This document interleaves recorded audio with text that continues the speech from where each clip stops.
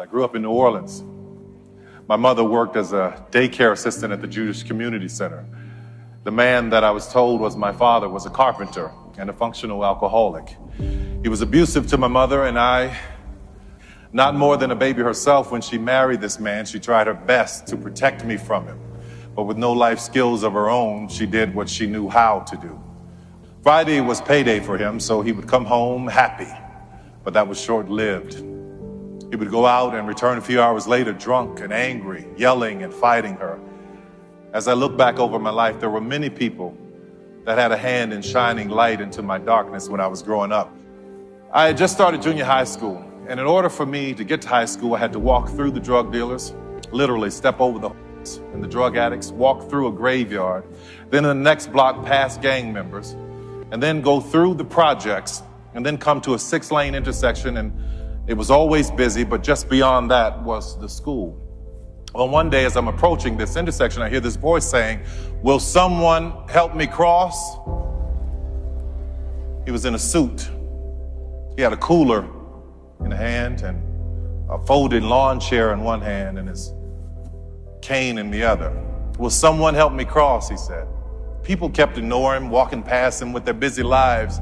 We were poor, but we were busy. I don't know why poor people are so busy.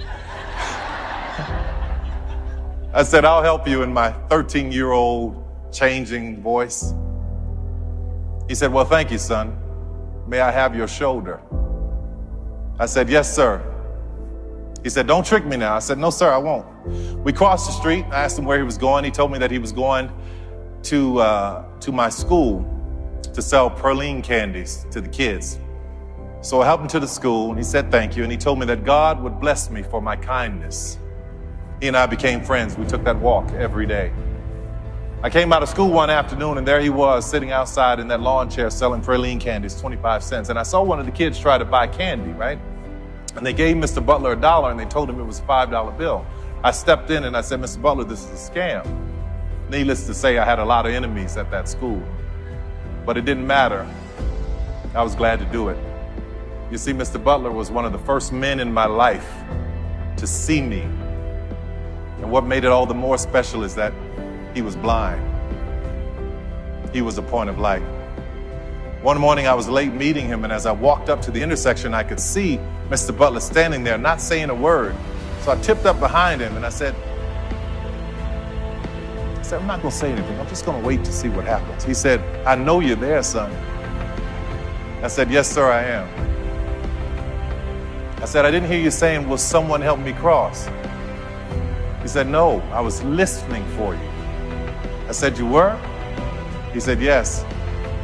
Sometimes in life, son, when you pray and you said all you can say, all you have to do is stand and wait and listen." What a point of light he was.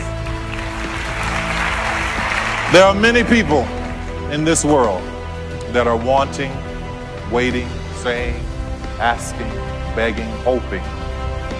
Will someone help me cross?